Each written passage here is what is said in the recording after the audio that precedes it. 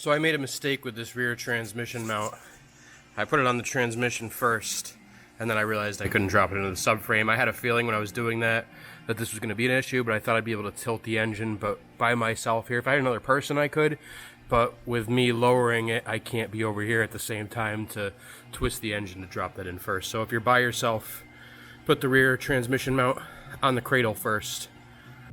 So now that I have it on the cradle and pretty much lined up here, I decided it was a good time to put the drive shafts in.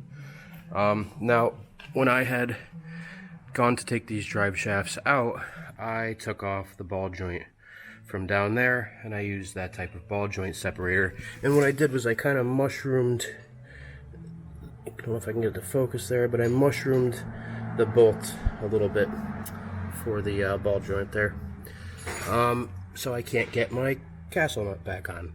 So what I got is off of Amazon, and I'll put a link in the description. I don't know if it's gonna work. I'll let you know in a minute. But this thing from a tap and die set, and it's split. So that way you could start at the top of the threads and work your way down. Now, I think when I go to use this, it's gonna spin the entire ball joint, so I'm gonna try to put a jack underneath the control arm to put the weight of the engine and the cradle on it, and hopefully that will seat the ball joint better so that it won't spin, which will allow me to chase the threads.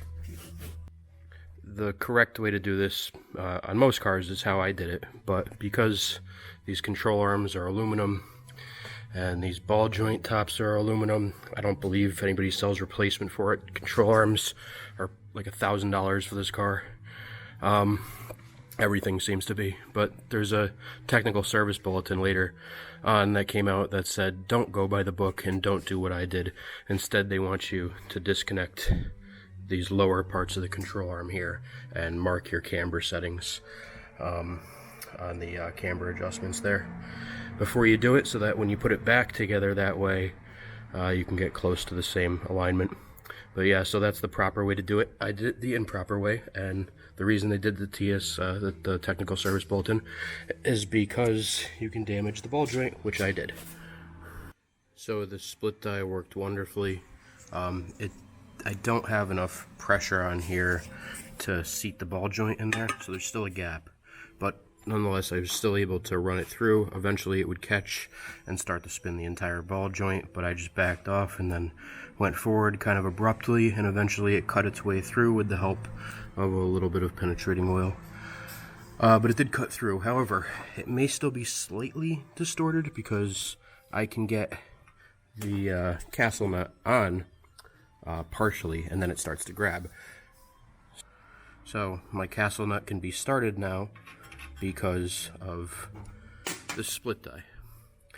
So I can get it up a good portion, but right here it's getting stuck, and it's not going to cross thread. I'm not worried about sending it home all the way, and I could probably just impact it on, but it's going to spin the entire ball joint.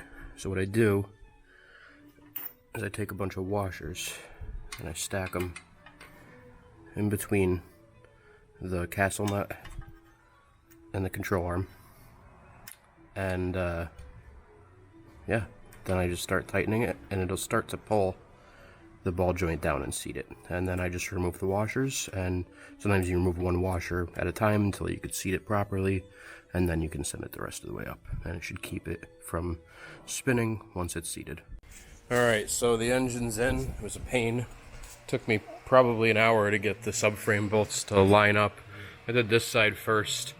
I put a little bottle jack right there underneath this side first, this passenger side, and I kind of jacked up the subframe like an inch while the car was lower, and I had somebody else push on that side of the cart. What was happening was the alternator pulley was hitting the chassis, so I could get it to push, but it would kind of like spring back, so I had somebody else push while I drove in the first subframe bolt. And once I got that in, then it was just little adjustments, and I was able to get everything in, and now it's good. So now I could actually lift it up in the air and get the rest of the subframe bolts in, hook up the suspension, and start tackling the wiring harnesses, and I still have to do the motor mounts. The motor mounts don't line up right now. I don't know if it's because I'm not all the way up with these. I might have to go up higher, I can't tell, or I might have to lower the subframe bolts to drop the subframe down a little bit to get it to line up, and then lift up the subframe by threading the bolts all the way up. As you're putting in the subframe bolts, don't thread them all the way up. Leave yourself like a 1/4 inch of room. I had them all in, all tight, except for one right over here, which was giving me trouble. I couldn't line it up, so I had to loosen every one again, lower the subframe down about a 1/4 inch, and then put it in. So don't do the same mistake I did. Put them all in, and don't tighten them up until you have them all in. After you have your subframe bolts cinched up and your subframe cinched up to the chassis, you'll notice that the motor is still sinking down quite a bit. So what I did was I put a block of wood, one of these 10 by 10s I have underneath, and I lowered the car until the engine was sitting on the wood, and then I lowered it a little more until the engine lifted up, and then I was able to get in this motor mount over here and the driver's side transmission mount over there. I decided, since I already have the old one disconnected, I'll put in a brand new slave cylinder for the clutch. Here's the part number for that. I'll have to bleed the system, but no big deal.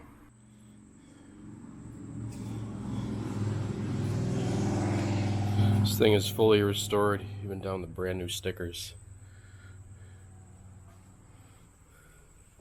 They redid all the trim, all the rubber, all the molding.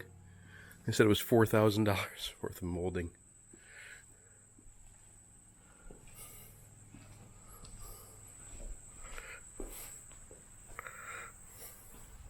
When refilling your transmission,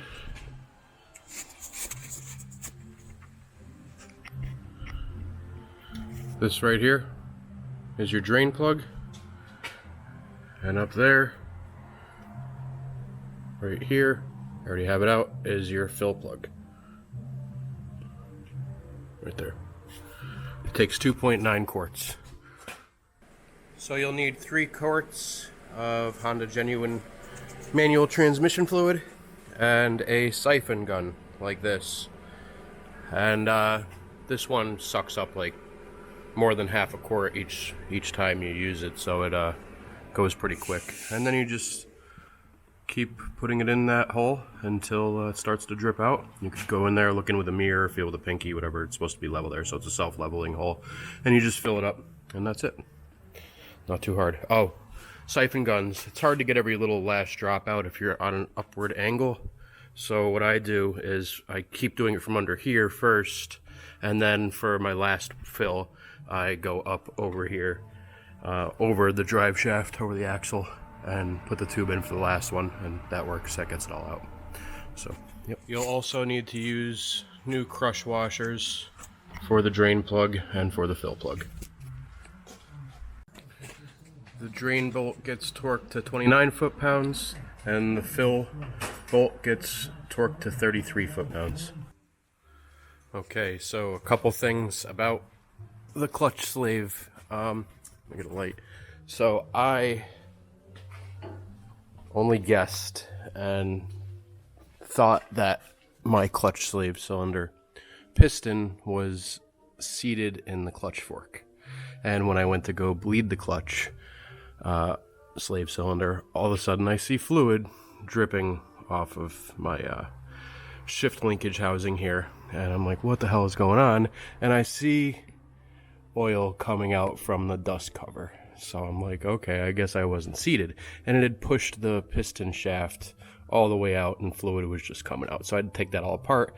It was a lot easier to put in when this housing wasn't here for the shift linkage. So pull the dust cover back, make sure that you have it seated into the fork. The clutch sleeve piston ball end there is seated into the clutch fork, clutch release fork. And the other issue I was having, or I'm foreseeing having, is just bleeding it in general. So what I'm doing is I have this hose hooked up there, coming down and hooked up to my brakes, which I just bled. So I have brake pedal now, which means I have all the air out of the system. So now I'm going to step on my brakes, and it's going to push the fluid through the hose, through the slave, through the clutch system, and all of the air will come out by the reservoir side. Hopefully it doesn't make too much of a mess. I think I lost most of the fluid anyway when the piston came out from the clutch slave. So yeah, just a little trick on how to bleed your clutch without stepping on the clutch pedal. Instead, you'll step on the brake pedal. It should force a lot more fluid, and it's easier to make the air run up than it is to push it down this way. And my clutch pedal was going to the floor, and I'd have to reach down and pick it back up. On this car lift, there's not a lot of room to open the door and get in there, so it's a pain. So hopefully this will take care of it.